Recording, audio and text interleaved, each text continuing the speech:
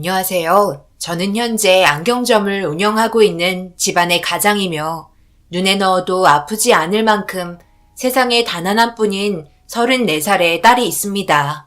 그리고 제 아내는 같은 건물에서 약국을 운영하고 있는 약사입니다. 저희 가족은 주어진 삶에 만족하며 잘 지내오고 있었어요. 그런데 어느 날 제 딸이 사랑하고 있는 남자를 데리고 왔어요. 아무 말도 없이 갑자기 찾아와서 많이 당황스러웠죠. 살짝 귀뜸이라도 해줬으면 마음의 준비를 하고 있었을 텐데 안경 하나 맞추러 왔다며 남자의 팔짱을 끼고 밝게 웃고 있는 모습에 할 말을 잃었었네요. 그렇게 첫 만남부터 강인한 인상을 준 딸이 사랑하는 남자는 저에게 경계 대상 1호였고 처음 보는 남자에게 안경을 맞춰주고야 말았습니다. 심기가 불편했지만 그래도 결혼을 해야 하는 나이였기 때문에 그 남자를 유심히 지켜보게 되었네요. 그래도 첫인상치고 나쁘지 않아 적은 점수는 주지 않았어요. 그런데 준비되지 않은 상태에서 제 딸에게 끌려온 듯 말을 제대로 이어가지 못하는 모습에 그래도 때묻지 않은 것 같아 아내에게 이 소식을 전달했고 제가 하는 말을 듣자마자 아래층으로 내려와 딸이 사랑하고 있는 남자를 위아래로 훑어보기 시작했어요. 저와 마찬가지로 경계하는 모습을 보여주었고 팔짱을 끼며 유심히 관찰을 하고 있었습니다. 이렇게까지 하는 이유는 대학생 때 남자친구라며 한번 소개해준 뒤 그 뒤로 단 한 번도 소개해준 적이 없었거든요. 내친 김에 저녁도 함께 먹으며 궁금한 점들에 대해 물어보기 시작했어요. 대화를 계속해서 이어나가면서 알게 된 건 상당히 많은 지식을 알고 있었고 그쪽 남자 측 집안도 꽤 잘 사는 집안인 걸 알 수 있었습니다. 그리고 저희 딸을 진심으로 사랑하고 있다며 앞으로의 미래에 대한 약속을 진지하게 풀어나갔고 그런 모습을 보니 여러 가지 부면에서 좋은 사윗감이란 걸 조금은 느낄 수 있었습니다. 한번 봤다고 해서 모든 걸 알 수는 없었지만 제 딸이 아무 남자와 만나는 것도 아니고 그렇다고 이 남자가 생각 없는 행동을 한 것도 아니라 앞으로 좋은 관계로 발전되길 저 또한 원했습니다. 괜찮은 배우자감이면 마다할 이유가 뭐가 있겠어요. 그저 부모로서 행복하길 바라는 마음뿐이죠. 그렇게 한참 동안 식사를 하면서 나눈 대화는 즐거웠고 그 뒤로도 몇 번을 더 찾아오면서 보여준 모습은 한결같았습니다. 저도 사람을 잘 믿는 편은 아니라서 우선적으로 경계를 하게 되는 성격을 가지고 있다 보니 어느 정도 믿음을 가지려면 꽤 오랜 시간 만남이 이루어져야 했고 제 성격을 잘 알고 있었던 딸이 시간이 될 때면 매장에 들려 괜히 매장 주위 청소를 하며 이 남자와 둘이 많은 시간을 가지게 해주려 노력하고 있었습니다. 그런 시간들이 반복이 되자 제 마음도 조금씩 열리기 시작하고 있었어요. 제 딸을 믿고 맡겨도 되겠다 생각한 시점이 결정적으로 오게 되면서 결혼 허락을 하게 되었네요. 딸이 몸살 기운이 있었는데 아침 출근길에 으슬으슬하다며 식은땀을 흘리고 있었는데 아무것도 먹지 않고 출근하는 모습이 걱정돼 회사에 데려다 준다고 얘기하니 벌써 자기가 사랑하는 남자가 집 앞에서 기다린다며 출근길 같이 갈 거라고 자랑을 하기 시작했어요. 예상치 못한 전개였고 서로 진심을 다해 사랑하고 있다는 걸 알 수 있었습니다. 제 아내 또한 제 딸을 아껴주는 모습이 보기 좋았는지 그날의 행동으로 좋은 점수를 얻게 되면서 결혼을 허락해 주었네요. 서로가 잘 사는 모습만 보여준다면 더 이상 바랄 게 없는 건 부모 마음이면 전부 똑같을 겁니다. 그렇게 저희가 결혼을 허락해 주면서 제 딸도 예비 사위의 집안에 찾아가 인사를 드렸는지 상견례 얘기가 나오게 되었고 예정된 날짜에 만나기로 약속을 잡게 되었습니다. 그런데 상견례장이 예비 사돈댁에서 운영하고 있는 한정식 식당이었고 상견례 위주로 꽤 높은 고위급 분들만 찾을 정도로 손꼽을 만큼 유명한 곳이었어요. 사돈댁이 운영하는 한정식 식당이 꽤 유명한 곳이라고? 그럼 한정식 말고도 다른 일을 하고 계신 거니? 네, 맞아요. 꽤 높으신 분들은 거의 다 알고 계실 정도로 유명한 식당이에요. 여기 말고도 강남에 레스토랑 몇 개 운영하고 계세요. 강남에 레스토랑을 몇 개나 운영하고 있다고? 그럼 재산도 엄청나게 많은 것 같은데 집안 차이가 너무 심한 거 아니니? 그런 거 크게 상관 안 하세요. 그리고 상견례 끝나고 예비신랑이 자기가 준비한 음식 대접하고 싶다며 이태원에 운영하고 있는 레스토랑에 초대했어요. 그러니 상견례 끝나고 다음 주 주말에 시간 따로 빼놓으셔야 돼요. 예비 사위도 레스토랑을 작게 운영하고 있다는 말을 듣긴 했었지만 사돈분들과 마찬가지로 다른 지역에 몇 개의 식당을 따로 운영하고 있다는 걸 알 수 있었습니다. 요식업 집안인 걸 보니 한시름 마음이 놓이더라고요. 보통 요리하시는 분들이 질이 나쁜 사람은 없잖아요. 그래서 딸의 말을 토대로 꽤 괜찮은 분들일 것 같은 느낌을 받을 수 있었고 기다리던 상견례 날이 다가오게 되었습니다. 아내와 저는 긴장되는 마음을 가라앉히며 특별한 날이 찾아올 때만 입는 옷으로 갖춰 입었고 그렇게 딸이 말한 고위급들만 온다는 한정식 식당에 도착을 하게 되었습니다. 딱 봐도 으리으리할 정도로 고급스러운 건물로 되어 있었고 비싸 보이는 외제차들이 줄지어 주차장으로 들어가기 시작했어요. 많은 인원이 들어가는 걸 보니 딸에게 들었던 것만큼 유명한 곳인 걸 확실히 알 수 있었고 긴장되는 마음 진정시키며 딸의 뒤를 따라 식당 안으로 들어갔습니다. 식당에 발을 들일 때 한 번도 분위기에 눌린 적은 없었는데 중후한 분위기와 딱 봐도 높은 위치에 있는 사람들이 있는 걸 보니 괜히 고개가 숙여지더라고요.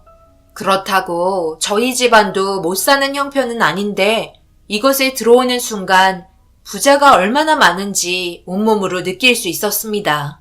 그렇게 마련된 자리에 들어가 예비 사돈을 기다리고 있었고 얌전히 앉아있는 아내와 딸과 달리 저는 식당 안을 둘러보며 구경하기 바빴어요. 이런 곳은 두 번 다시 올 것 같지도 않아 여기저기 두리번거리는데 갑자기 저에게 다급한 표정으로 손짓을 하고 있는 남자 한 명이 있었어요. 그래서 뭔가 싶어 가까이 다가가자 병풍 뒤로 몸을 숨기더니 저에게 손가락만한 작은 녹음기 하나를 건네주었고 아무 말 없이 급하게 자리에서 벗어나 일을 하고 있었습니다.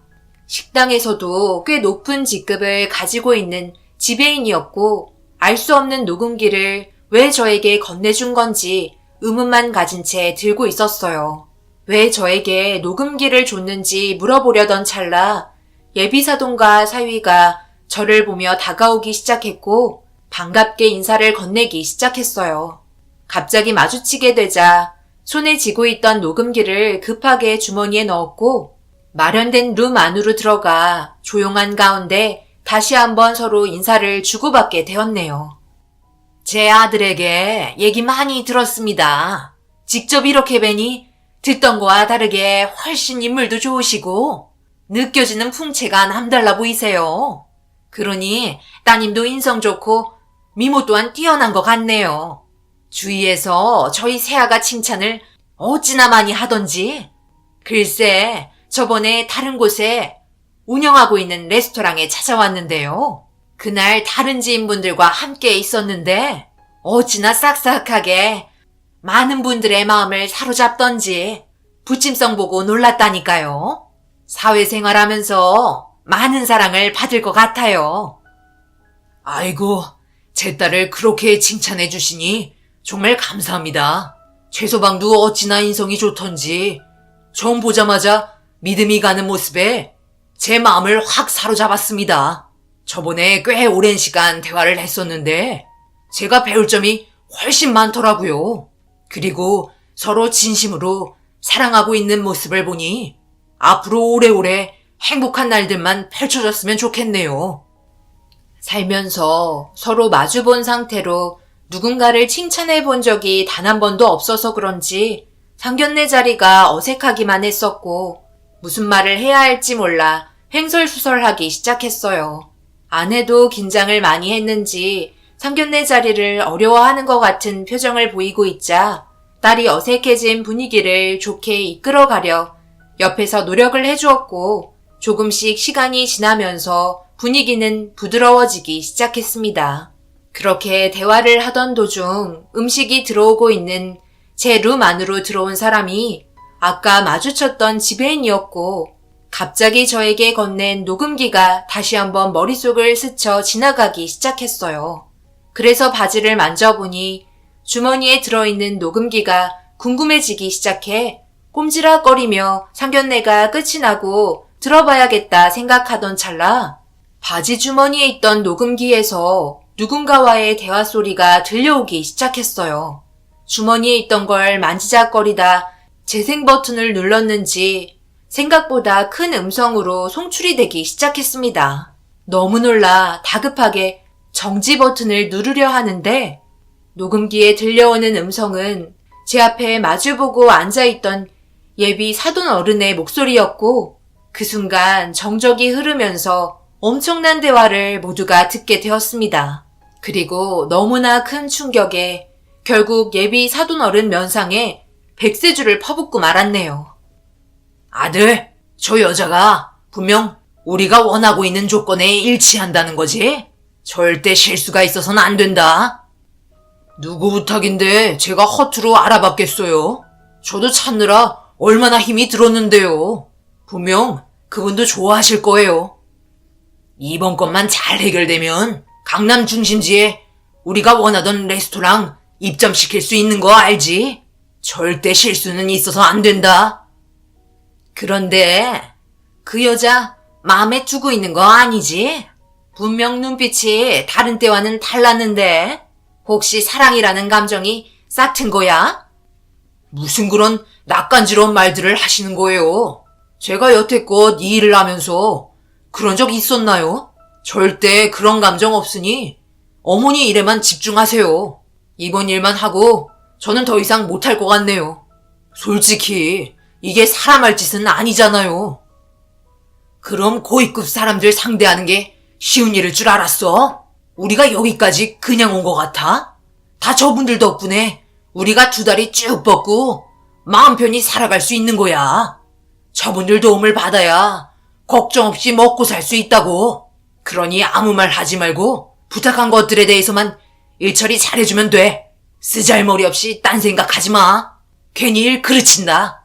정신 똑바로 차려. 바로 내일이 상견례다.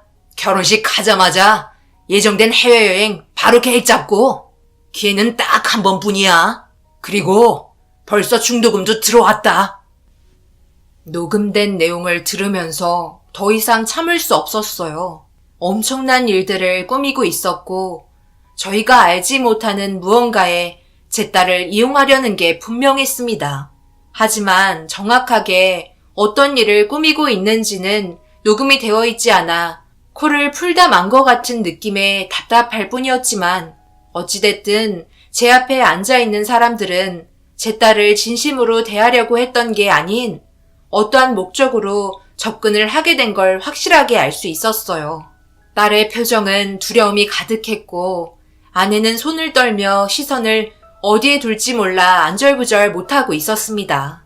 정적만 흐르고 있는 룸 안에서 저는 그 정적을 깨버린 무언가를 찾으려 눈을 돌리던 도중 앞에 놓인 백세주가 눈에 띄었고 주전자로 담겨 있어 그 안에 있던 술을 예비 사돈 어른 면상에 퍼붓기 시작했어요. 이성을 잃어버린 제 팔을 잡더니 모든 건 오해라며 예비 사이놈이 말로 하자며 언성을 높이기 시작했습니다. 그래서 제가 알아들을 수 있게 지금의 상황을 설명하라고 하자 아무 말도 하지 못하더라고요. 시선을 회피하려고만 하자 그 모습에 예비 사이에 대한 기대가 컸었던 만큼 실망도 너무 크게 다가와 주먹이 얼굴을 향해 날아가고 말았네요. 정확한 증거는 확보하지 못했었고 제 딸은 다행히도 어떠한 위험에 빠질 수 있었던 걸 사전에 막을 수 있어서 그것만으로도 다행이라고 생각하며 아내와 딸의 손을 잡고 상견례장을 빠져나왔어요.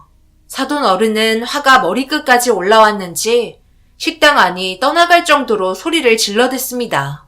저희는 뒤도 안 돌아보고 집으로 돌아왔어요. 그 이후 딸은 그놈과 더 이상 만나지 않았고 그렇게 상황은 마무리가 된 줄 알았습니다. 그런데 제가 생각했던 거와 다르게 그놈들은 또 다른 계획을 하고 있었고 저희는 무방비 상태로 당하고 말았네요. 상견례가 초토화된 지 한 달이 지나갈 시점에 딸이 친구들과 1박 2일로 여행을 다녀온다며 자주 만나던 친구들과 함께 잠시 안경점에 들렸고 선글라스가 필요할 것 같다는 딸의 말에 겸사겸사 친구들에게도 선글라스를 선물해 주었네요. 그래도 꽤 고가의 선글라스라 마음에 들었는지 좋아해 주었고 조심히 잘 다녀오라며 배웅해 줬습니다. 그런데 그 이후 딸과 연락이 닿지 않았어요. 1박 2일이 지났는데도 핸드폰은 꺼져 있었고 함께 떠난 친구들까지 전부 연락이 두절된 상태였습니다. 처음에는 별일 없겠지 생각했는데 점점 시간이 지날수록 불안감은 커져가기 시작했고 아내 또한 발을 구르며 신고해야 할 것 같다며 경찰서로 찾아갔어요. 혹시 몰라 저는 매장을 지키며 지속적으로 딸에게 전화를 시도했습니다. 하지만 핸드폰은 계속 꺼져 있었고 그 순간 갑자기 머릿속으로 스친 기억이 떠올랐어요. 상견례장에 있을 때 그놈들이 나눈 대화가 실패로 돌아가면서 또 다른 계획을 세운 것 같아 급하게 운전대를 잡고 그놈들이 운영하는 식당으로 향했습니다. 문을 박차고 사장 나오라며 소란을 피우자 제 목소리를 듣곤 인상을 찌푸리며 제 앞에 당당히 고개를 치켜들고 화를 내기 시작했네요. 그때 그리 난리치고 돌아가셨으면서 여긴 또 왜 오신 거예요? 무슨 할 말이 더 남았나요? 저희는 볼일 끝난 것 같은데요. 아직 해결 안 된 문제가 있는 건 잘 알고 계실 텐데요. 제 딸 어디 있습니까?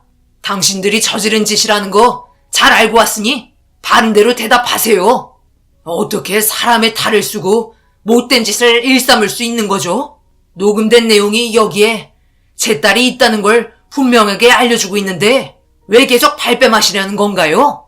경찰에도 신고한 상태이니 제 딸 데려오십시오. 그쪽이야말로 뭐라고 하는 거야? 녹음된 내용이 뭐? 그쪽이 설명할 수 있는 내용들이야? 그냥 우리가 나눈 일상 대화인데 그걸 가지고 뭘 어쩌게? 핵심 내용은 전부 빠져있는데 법적으로 가능할까? 그리고 그쪽이 하나 모르는 게 있는 것 같아. 내가 충고 하나 하자면 내 주위에 얼마나 많은 고위급 분들이 많은 줄 알아? 그쪽이랑 나랑 싸우면 누가 이길 것 같은데? 대충 알아들었으면 꼬리 내리고 내 앞에서 당장 사라져. 그리고 다시 찾아오지 마. 우리는 전혀 모르는 일이니까. 지배인, 이 사람 좀 밖으로 내쫓아. 한창 바쁠 시간에 영업 방해하고 있잖아. 말로 안 되면 바로 경찰에 신고하고 고소 진행해. 저보다 되려 더 큰 목소리로 화를 낸 그놈들은 다시 식당 안으로 들어갔고 저는 더 이상 안으로 진입할 수가 없었습니다. 지배인들이 저를 붙잡아 밖으로 내동댕이 쳤고 아무것도 하지 못한 제 자신이 너무 한심스러워 고개를 떨구고 사라져버린 딸에게 너무 미안해 땅을 치며 오열을 하자 제 앞으로 누군가 다가와 멈춰섰고 고개를 들어 제 앞에 서 있는 사람의 얼굴을 보자 저에게 처음 이 사건을 알려준 지배인이 손을 건네주며 저를 일으켜 세웠습니다. 그리고 손에는 작은 쪽지가 건너왔고 지배인은 아무 말 없이 몸을 돌려 식당 안으로 들어갔어요. 저를 도와준 지배인은 뭘 알고 있는 것 같은 느낌에 그 사람을 부르려 하자 창문에서 저를 지켜보고 있는 사부인을 발견할 수 있었고 흠칫 놀라 저도 모르게 뒤돌게 되었네요. 손에 쥐어진 게 뭔지도 모르는 상태에서 일단 급하게 차에 올라탔고 자리를 옮겨 손에 쥐고 있던 쪽지를 펼쳐보았습니다. 그 안에는 알 수 없는 주소가 적혀 있었고 서둘러 내비게이션의 도움을 받아 속도를 내며 목적지를 향해 달려갔어요. 그렇게 한참을 달려 도착을 하니 넓은 공터만 보였고 아무것도 찾을 수 없어 왜 이곳에 주소를 적어준 건지 이해를 할 수 없었습니다. 차에서 내려 주변을 돌아다녀 봤지만 아무것도 찾을 수 없었어요. 그런데 멀리에서 차 한 대가 제가 있는 곳으로 가까이 접근하기 시작했고 혹시 모를 일을 대비해 경계하며 급하게 차에 올라탔습니다. 문을 걸어 잠그고 지켜보고 있자 제 앞에 차를 세웠고 걸어 나온 사람은 다름 아닌 저에게 쪽지를 건넨 지배인이었습니다. 왜 이곳으로 불렀는지 알 수 없어 천천히 차에서 내렸고 의문투성이인 지배인과 마주하자 지금의 상황이 어떻게 돌아가는 건지 설명해달라는 말에 입을 열었습니다. 도대체 지금 무슨 상황이 일어나는 거죠? 제가 알 수 있게 설명 부탁드립니다. 그리고 제 딸은 도대체 어디로 사라진 건가요? 저 또한 이 문제들을 더 이상 지켜볼 수 없어 녹음된 내용이 많은 걸 담아내지 못했지만 어느 정도는 이해할 수 있을 것 같아 미리 손을 쓴 건데 이런 식으로 일이 벌어질 거라곤 전혀 생각하지 못했습니다. 저도 처음에 이곳에 입사했을 때 겉모습만 보고 정말 괜찮은 곳에 취직했다고 생각했었죠. 그런데 입사한 순간부터 절대 빠져나갈 수 없는 곳이라는 걸 알게 되었습니다. 이곳에서 벌어지는 모든 일들을 알게 된 직원이 퇴사를 하고 나가면 생명은 부지할 수 있었지만 평생 장애를 가지고 살아가야 할 정도로 안 좋은 상황을 겪게 되는 일이 생겼었네요.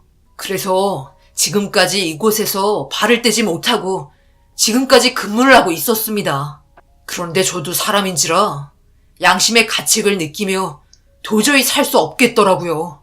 그래서 제가 할 수 있는 방법으로 녹음된 내용을 건네드렸고 좋게 해결될 거라 생각했지만 예상하지 못한 전개로 흘러가게 되었네요. 저희가 일하는 곳은 아시다시피 고위급들만 오는 곳으로 비밀리에 거래가 이루어집니다. 그리고 그 거래를 통해 자신들의 이득을 취하죠. 여기에 오시는 분들 대부분이 자기가 원하는 걸 얻지 못할 때 수소문으로 접하게 되는 곳인데요. 조건들이 너무 다양해서 저 또한 모든 걸 알 수는 없지만 이번에 겪으신 상황은 그래도 어느 정도 비중을 차지할 정도로 꽤 많은 의뢰가 지속적으로 들어오고 있는 상태입니다. 그리고 이번에 들어온 의뢰는 다른 것들과는 다르게 많은 수입을 얻을 수 있을 정도로 큰 거라는 걸 알 수 있네요. 제가 그동안 경험한 바로 볼 때 따님은 현재 국내에 없을 것 같네요. 벌써 해외로 넘어간 상태일 겁니다. 제가 알고 있는 모든 정보를 드릴 테니 꼭 따님을 찾길 바라겠습니다. 그리고 이 시간 이후로 저 또한 연락이 되지 않을 테니 더 이상 연락은 하지 마시기 바랍니다. 이 남자에게 듣게 된 충격적인 말을 도저히 믿을 수 없었습니다. 고위급들은 국내에 있는 사람들뿐만 아니라 해외에 거주하고 있는 고위급들도 그놈들에게 찾아왔었고 자신들이 원하는 조건을 해결해 준다면 그에 따른 금전적인 부분은 자연스럽게 보상으로 따라왔기에 저지른 행동들이었어요. 그리고 제 딸은 해외에 거주하고 있는 고위급인 사람이 원하는 조건의 여자였고 해외로 보내진 딸은 고위급의 아내가 몸 상태가 좋지 않아 필요한 치료나 수술을 위해 거액의 돈을 주고 데려간 거였어요. 입에 담지 못할 정도로 충격적인 상황이었고 제 딸을 다시 데려오기 위해 지배인에게 받은 추가적인 내용을 가지고 경찰서로 향했습니다. 모든 내용을 검토한 경찰들은 그놈들의 현장을 급습했고 더 많은 자료들을 발견하게 되면서 제 딸의 위치 또한 정확하게 파악할 수 있었어요. 하늘이 도왔는지 해외로 떠난 줄 알았던 제 딸은 국내에 있었고 허름한 여관에 몸을 숨긴 채 다음 지시사항을 기다리고 있었던 것 같았습니다. 제 얼굴을 보자마자 딸은 눈물을 흘리며 달려와 품에 안겼고 저도 무사한 딸을 안아주면서 어디 다친 곳은 없는지 살펴봤어요. 다행히도 어디 하나 다친 곳 없이 무사한 걸 확인한 뒤 안도의 한숨을 내쉬며 마음을 진정시키고 있는데 딸의 충격적인 한마디에 저는 분노하고 말았습니다. 친구들과 함께 여행을 떠나면서 계획했던 것도 전부 그놈들이 꾸민 일들이었고 그놈들은 제 딸의 친구들에게 거액의 돈을 지어준 뒤 자연스럽게 그놈들이 있는 곳으로 유인을 한 거였어요. 그리곤 핸드폰을 꺼둔 채 잠적을 했던 거였고, 모든 사실을 알게 된 이후 오랜 시간이 지나지 않아 친구놈들 또한 잡히게 되면서 모든 사건은 정리가 되었습니다. 그리고 이놈들이 말했던 레스토랑 음식점들 또한 고위급들을 대상으로 한 음식점으로 똑같은 방식으로 운영을 하고 있었고, 말도 안 되는 사업을 점점 넓혀가고 있었네요. 다행히 모두 처리가 되었고 그놈들은 전부 구속되었지만 뭔가 모를 찝찝함과 함께 개운하지 못한 느낌은 지금도 지울 수가 없습니다. 현재 세상이 많이 약해졌다고 하지만 자신의 이득을 위해 이런 식으로 일을 꾸밀 거라곤 전혀 생각하지도 못했습니다. 사람은 정말 겉만 보곤 알 수 없는 것 같아요. 겉보기에는 정말 괜찮은 사람 같았고 정상적인 삶을 살고 있는 그런 집안인 줄 알았는데 가족 모두가 한통 속으로 움직이고 있었다는 자체에 너무 소름이 돋았네요. 제 딸은 친구들에게 너무 큰 배신감을 느꼈는지 법정에서 눈물을 흘리며 왜 그랬는지 이유를 물어봤어요. 하지만 친구라는 놈들이 말한 이유는 도저히 받아들일 수 없을 정도로 화가 치밀어 올랐네요. 너희들이 어떻게 나한테 이런 일들을 겪게 할 수 있어? 우리가 알고 지낸 지 20년이라는 세월을 한순간에 무너뜨렸다고. 뭔가 단단히 착각하고 있는 것 같은데 20년 지기 친구면 뭐해? 우리 집안에 돈이 없는데 한 푼이 아까운 시점에 친구 하나 보낸 게 대수야? 내가 지금 죽을 것 같은데 그래서 결정하게 된 거야. 나는 너보다 당장 모든 욕구를 충족시켜줄 돈이 필요했으니까. 친구? 세월 지나서 보니 아무짝에도 쓸모없더라. 나는 이렇게 살고 있는데 너희 집안은 잘 살고 있잖아. 결혼한다고 설칠 때부터 정말 마음에 들지 않았어. 돈 있으면 결혼도 하고 싶을 때 할 수 있다는 게 부러웠다고. 그런데 그게 아니었다는 걸 알게 된 순간 얼마나 속이 시원하던지. 거기에다 보고 싶지 않은 얼굴 2번 다시 안 봐도 되니 일석이조 아냐? 그래서 나는 너보다 돈을 택한 거야. 나는 정당했고 내가 한 결정이 옳았다고 생각해. 어떤 누구라도 나와 같은 생각을 가지고 있었을걸? 나는 잘못한 거 없고 왜 처벌을 받아야 하는지도 모르겠다고.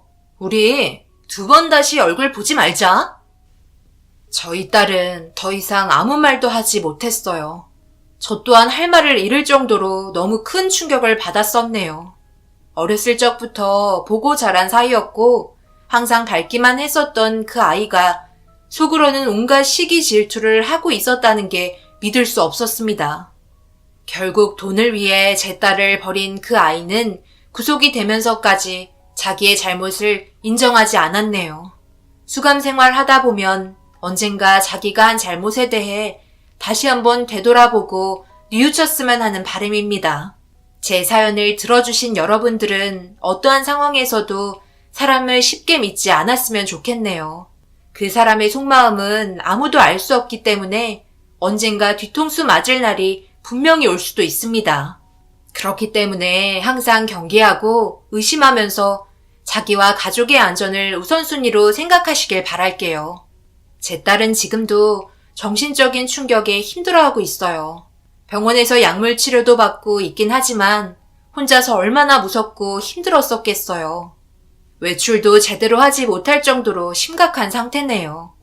이 모든 건 시간이 해결해 줄 수 있을까요? 하루빨리 제 딸이 제자리로 돌아오길 바랄 뿐입니다.